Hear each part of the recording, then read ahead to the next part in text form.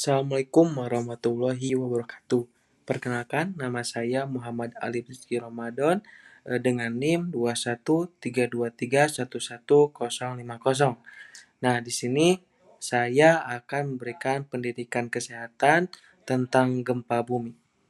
Baik, kita langsung saja ke pengertiannya. Gempa bumi adalah getaran atau guncangan yang terjadi di permukaan bumi akibat pelepasan energi dari dalam bumi secara tiba-tiba. Nah, energi ini biasanya berasal dari pergerakan lempeng tektonik yang berbentuk karak bumi. Selanjutnya yaitu penyebab gempa bumi. Pergerakan lempeng tektonik, lempeng-lempeng ini terus bergerak, saling bergesekan, bertumbukan, atau menjauh satu sama lain. Ketika tekanan yang dihasilkan dari pergerakan ini terlalu besar, batuan di sepanjang batas lempeng akan pecah dan melepaskan energi dalam bentuk golongan seismik. Adapun aktivitas vulkanik, letusan gunung berapi juga dapat memicu gempa bumi, terutama gempa-gempa kecil di sekitar gunung Merapi yang aktif. Yang selanjutnya yaitu runtuhan batuan. Nah, terkadang runtuhan batuan di dalam gua atau tambang bawah tanah dapat menyebabkan getaran kecil yang terdeteksi sebagai gempa bumi. Selanjutnya yaitu mitigasi gempa bumi. Ini terbagi menjadi 3. Yang pertama yaitu sebelum gempa terjadi, yaitu peningkatkan kesadaran, mengedukasi masyarakat tentang tanda-tanda gempa, cara evakuasi, dan pentingnya persiapan. Pembangunan tahan gempa, menerapkan standar konstruksi bangunan yang tahan gempa, melakukan inspeksi rutin terhadap bangunan-bangunan tua untuk memastikan keamanannya. Perencanaan darurat, menyusun rencana evakuasi keluarga dan komunitas. Menyiapkan perlengkapan darurat seperti senter, radio, obat-obatan, dan makanan non-awet. Selanjutnya itu penataan risiko, itu mengidentifikasi daerah-daerah yang rawan gempa dan potensi dampaknya. Membuat peta risiko gempa untuk pencegahan tata ruang. Selanjutnya yaitu saat gempa terjadi, lindungi diri jika berada dalam ruangan, berlindung di bawah meja atau benda kokoh lainnya. Jauhi jendela, cermin, dan benda-benda yang mudah jatuh, jangan menggunakan lift. Evakuasi setelah guncangan berhenti, segera evakuasi ke tempat terbuka yang aman. Ikuti petunjuk petugas atau pemimpin evakuasi.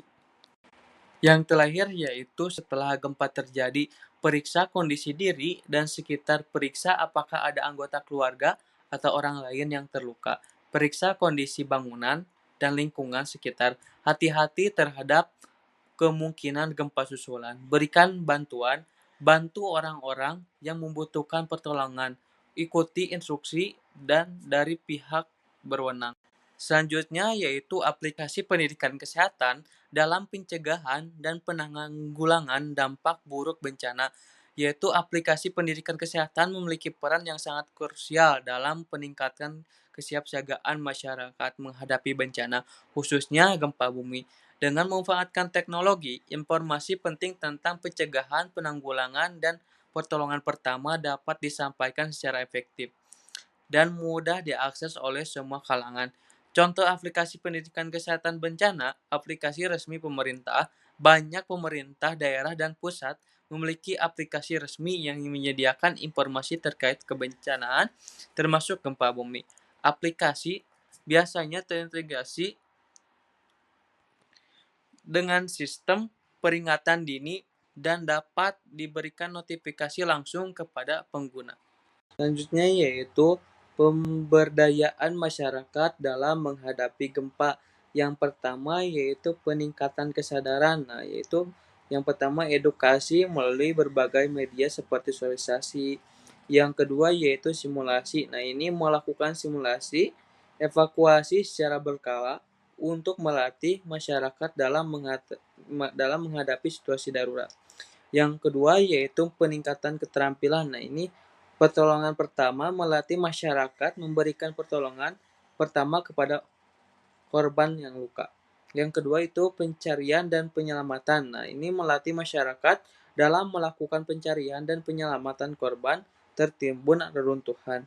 Yang terakhir yaitu membangun shelter sementara, memberikan keterampilan membangun shelter sementara untuk tempat tinggal sementara pasca bencana. Selanjutnya yaitu pendidikan dan kesiapsiagaan pada gempa bumi.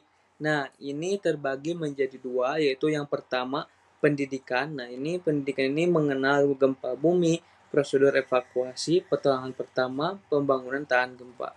Yang kedua yaitu bagi masyarakat membuat rencana keluarga, mempersiapkan tas darurat, berpartisipasi dalam kegiatan mitigasi, dan membangun jaringan sosial. Selanjutnya yaitu evidence basic practice pada bencana gempa bumi. Yang pertama yaitu mengidentifikasi masalah spesifik yang terkait dengan gempa bumi, seperti kerentanan bangunan, kurangnya kesiapsiagaan masyarakat, atau dampak psikologis pada korban. Yang kedua yaitu pencarian bukti. Nah, melakukan tinjauan sistematis terhadap literatur ilmiah, laporan penelitian, dan data empiris yang relevan dengan masalah yang didefinisikan, mencari bukti dari berbagai sumber, termasuk studi kasus, meta-analisis, dan pedoman praktik.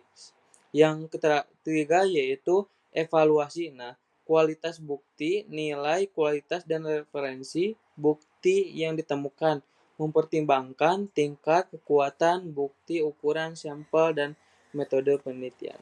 Selanjutnya yaitu integrasi bukti dengan pengalaman dan nilai.